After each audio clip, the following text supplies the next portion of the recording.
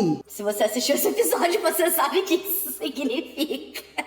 Olá, pessoas! Tudo bem com vocês? Pra quem não me conhece, meu nome é Tabata e hoje estou aqui convocando todos os semideuses pra gente falar do episódio 3 da segunda temporada de Percy Jackson e os Olimpianos. O episódio 3, ele está um babado, cheio de tretinha e coisas que a gente não viu naquele filme que não pode ser mencionado de mesmo nome. Vamos falar desse episódio porque a gente viu aparições de pessoas que a gente tava esperando que viessem aí. Mas antes da gente começar a falar do episódio, eu quero pedir pra você se inscrever aqui no canal e deixar o seu like e o hype aqui também no vídeo, porque eu sumi do YouTube por um tempo e o YouTube obviamente não está recomendando os meus vídeos, então faz muito mais diferença do que nunca o seu like e o hype. Se você ainda tiver algum pra dar aqui pra mim, por favor, vai ajudar muito no meu trabalho e eu toda semana vou estar aqui comentando Percy Jackson e os Olimpianos, graças aos deuses. Então vamos começar a falar desse episódio porque tem muita coisa pra gente comentar, porque logo de cara, gente, a gente já vê Clarice o quê? Indo lá receber a profecia dela, porque oficialmente, né, pelo acampamento, ela ganhou uma missão por ter vencido ali a corrida das bigas. E aí ela chega pra dar de cara com o oráculo. E aí, galera, eu achei maravilhoso, porque é típico da Clarice, ela chega ali pra ouvir a profecia dela, de como é que vai ser a missão, que não sei o que lá, e aí a gente sabe que o oráculo nada mais é do que uma velha medonha, assustadora, num sótão, que quando ela começa a se mexer ali, a Clarice leva um susto.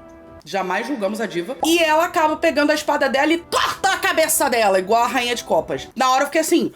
E aí? Mas o oráculo, obviamente, não morre. A velha tá ali desde que o mundo é mundo, então não vai morrer porque cortou a cabeça. Já tá caindo aos pedaços a bicha, né? E aí ela volta e conta a profecia da missão da Clarice pra ela. E nessa profecia, a Clarice descobre que ela vai falhar. E ela já fica desesperada, né? Porque falhar numa missão não tá nos planos de um filho de Ares. Ela já sai ali meio nervosa, mas beleza. Ela vai, fingir costume. Só que o que a gente, né, vê ali que acontece? Como a Annabeth tinha sido uma das pessoas que ela escolheu pra missão dela, ela precisa refazer a equipe dela, né? Só que a Clarice, ela é um exército de uma mulher só, ela não precisa de ninguém. Então ela fala assim, contar com esses otários, eu não vou. Eu vou sozinha, eu dou conta, eu sou a braba, entendeu? Meu pai é Ares. Então ela vai sozinha. Achei.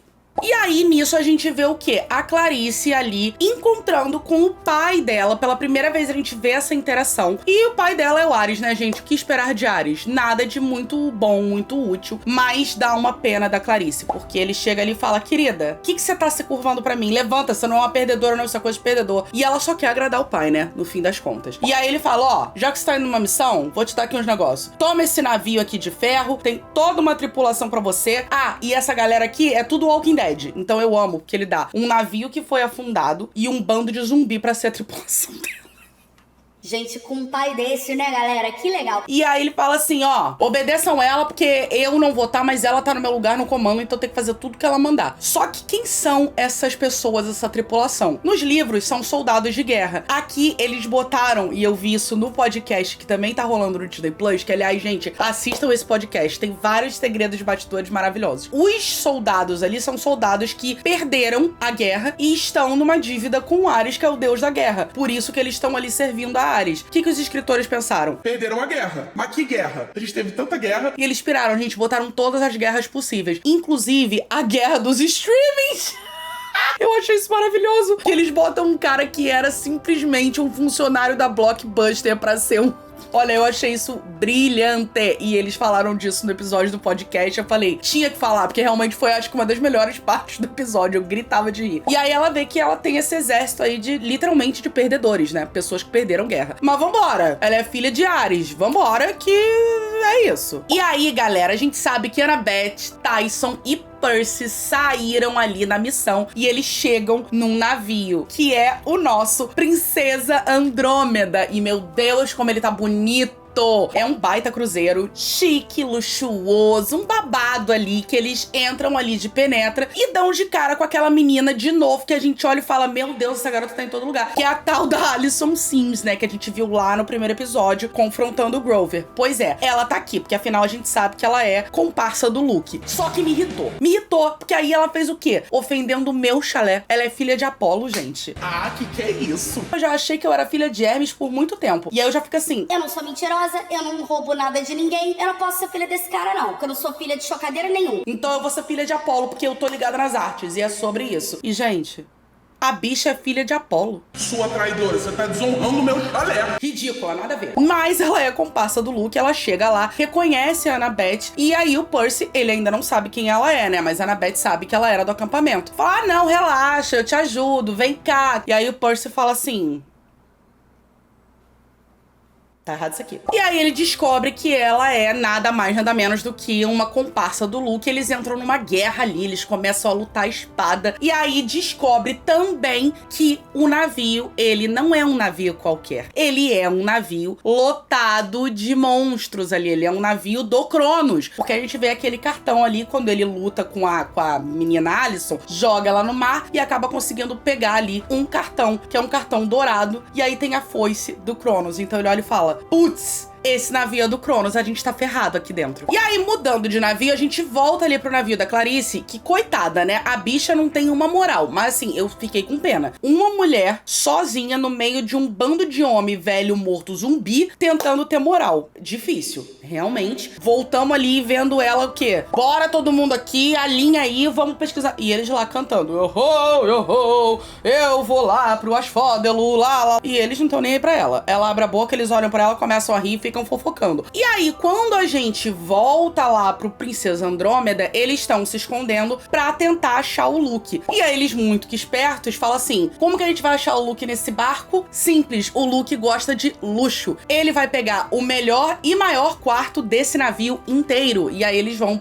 pra suíte presidencial do Andrômeda, basicamente. Chegam ali no corredor, e aí volta aquela demônia, daquela Alison Sims, que olhou e falei assim, gente, a bicha não caiu na água? Ô Poseidon, nem pra tu fazer um negócio? Deixa a menina afogada lá, que inferno. Enfim, voltou. Junto com os Lestrigões que estão de volta aqui, entendeu? Estão ali junto com o Luke também. A gente descobre que esse navio, como ele é um navio do Luke e do Cronos, ele tá lotado de monstros. E quem descobre isso é o Tyson falando, tá com cheiro de monstro aqui, hein? Eles vão lá pra tentar, né, caçar o Luke. E vem a Alicent chegando e entrando direto na suíte ali do Luke. E aí o Tyson, como grande fofoqueiro, escuta a conversa e escuta eles falando, eles estão do outro lado da porta. E aí pronto. Aparece o grande traidor de todos, Luke. Ele chega lá e fala assim, e aí, queridos, gostaram do meu barco? Como é tudo? Ai, ele é babado, né? Então, pois é. E assim, vamos falar do Luke? É complexo, a gente sabe. Se você não leu o livro, eu não vou te dar spoiler, fica tranquilo. Mas a gente sabe que o Luke, ele é um personagem complexo, ele é um pouco injustiçado. Calma, deixa eu terminar meu raciocínio. No fim das contas, ele tá acreditando que ele tá fazendo as coisas por um propósito maior, uma coisa melhor. Não só porque ele se vendeu pra um cara mau. E quando a gente vê ele falando aqui o motivo disso, a gente olha e fala assim, cara, o pior é que a linha de raciocínio dele faz sentido. Ele não quer criar uma nova época de ouro só porque sim. Ele quer que todo mundo possa estar aí no mundo vivendo a sua vida, que monstros não precisem ser monstros e que todo mundo possa viver em paz. Só que o que ele não tá ligado, e é o que perguntam pra ele, é, tá, mas e aí, como é que ficam os humanos no meio disso? Porque se você liberar os monstros contra os Olimpo, aí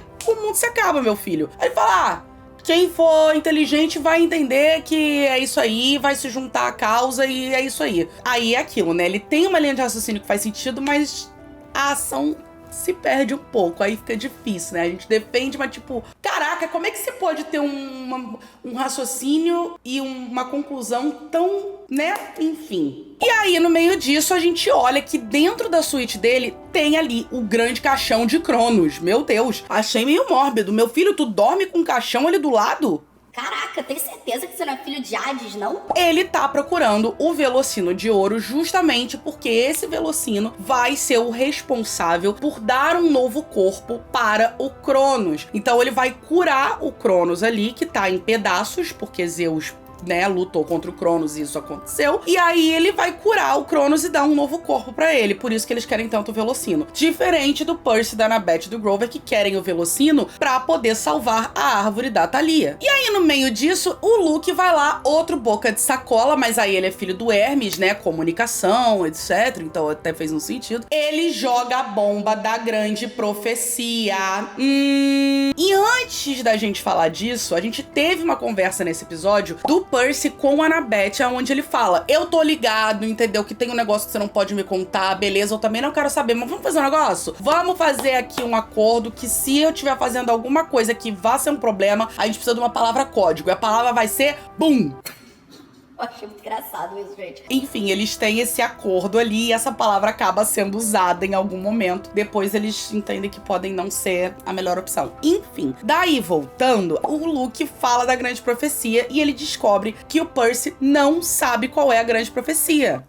E aí ele fala assim, eu acho que sendo uma profecia que provavelmente é sobre você deveria pelo menos saber qual é o teu destino, né? E é isso que eu falo, o Luke, ele é incompreendido porque ele tem uns raciocínios que fazem sentido, né? E o Percy fica meio assim e tal, e fica... legal, né, galera? Agora que eu tô ligado que é uma profecia sobre mim, é uma coisa gigantesca, maneiro, show, valeu, eu vou ficar em pânico. E aí, bom, né, a gente vê o grande exército do Luke, quando ele mostra ali embaixo do navio, ele vai mostrando que, né, a gente vê semideuses ali lutando, a gente vê monstros trabalhando juntos. O Tyson, inclusive, vai ajudar os Lestrigões, e ele fala, se a gente fizer o que eu tô querendo, o Tyson, por exemplo, ele vai poder ser um cara livre, ele não vai ser marginalizado. Estou falando, faz sentido, mas caraca, mas aí você matar todo mundo, meu filho? Não, né? Aí você se perdeu. Mesmo assim, a gente vê que o Luke não quer que a Annabeth, que ninguém morra ali. Da mesma forma que a Annabeth não quer que o Percy mate o Luke. Então, você vê que eles se protegem mesmo assim, né? Então é isso que eu falo, o Luke é incompreendido e eu vou defender ele porque eu tinha esquecido desse arco dele. Mas como o Tyson tá ali ajudando os Lestrigões, ele ajuda fazendo o quê? Uma bomba.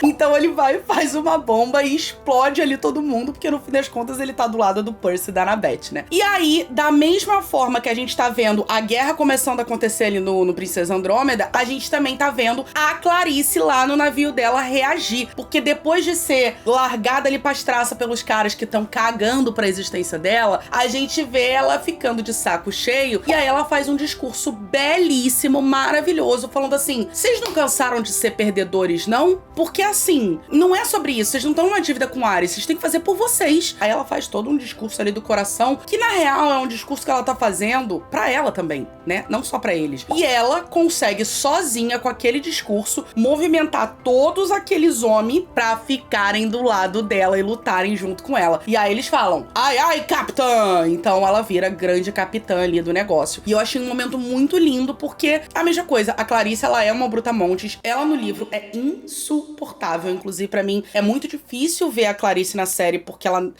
é maravilhosa como Clarice, mas no livro eu vejo ela mais meio brutamontes mesmo, meio ogra, assim, sabe? É muito diferente do que a gente vê na série. E eu acho que na série a gente vai ter uma humanizada muito grande. E o papel da Clarice nessa segunda temporada é muito importante. Então é bem legal a gente já ver isso sendo construído aí. E a gente vai ver esse desabrochar da Clarice de uma forma bem legal. Então fiquem atentos vocês aí, fãs e inimigos da Clarice, porque vem aí. E falando sobre realmente, né, falar um pouco demais, a gente sabe a profecia praticamente toda, de cara. Tipo, a gente não sabe as palavras da profecia, mas a gente já sabe o que é a profecia, porque a Annabeth acaba realmente contando. Porque ela escuta o que o Luke fala assim, cara, realmente, você deveria saber uma coisa que diz respeito a você. Bom, Percy, a profecia fala sobre o filho de um dos três ali, que vai se tornar uma arma poderosa. Quando ele atingir 16 anos, ele pode ou salvar o Olimpo, ou destruir o Olimpo inteiro. E aí o Percy fala,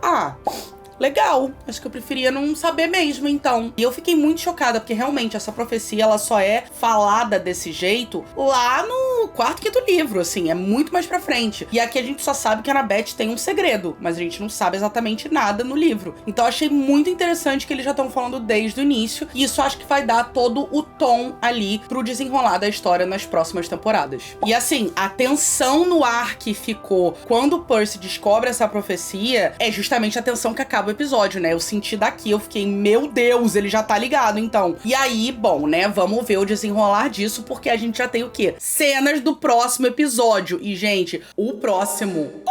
a gente vai ter uma luta ali bem no estilo do Percy contra o Ares, só que agora vai ser o Percy contra a filha dele, a Clarice. Então provavelmente vai ser uma luta antes deles juntarem forças ali, e logo em seguida já vai ver eles chegando no mar de monstros ali, né? Então a gente vai ver de fato eles se unindo, porque a Clarice não tem a informação certa da localização que eles têm que ir, o Percy tem, e aí vê eles chegando ali, porque a gente já vê aquele, né, monstrão ali dentro do mar, o tentáculo. Então assim, o próximo episódio vai ser ação pura. E eu tô muito empolgada pra ver. Acho que vai ser babado. Vai ser legal vendo o Percy fazendo as pazes com a Clarice. Então, empolgada eu estou. E aí é isso. Eu quero saber de vocês. O que vocês acharam desse episódio? Se você já leu os livros, o que você achou da profecia já ser meio que contada agora, mesmo que sem as palavras? Qual foi o seu momento favorito desse episódio? O meu, com toda certeza, foi o final ali, porque foi muito babadeiro. Então, assim, quero saber o que vocês acharam. Comenta aqui. E se você assistiu até agora, comenta. Luke incompreendido. Você pode até não concordar, mas comenta pra eu saber que você viu até o final. E deixa seu like aqui, o hype, por favor, nesse vídeo, pra eu,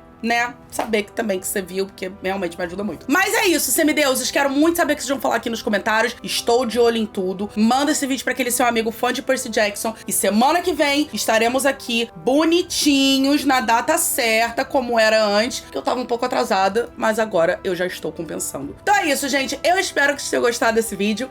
Um beijo enorme pra vocês, semideuses. Até o próximo episódio e tchau!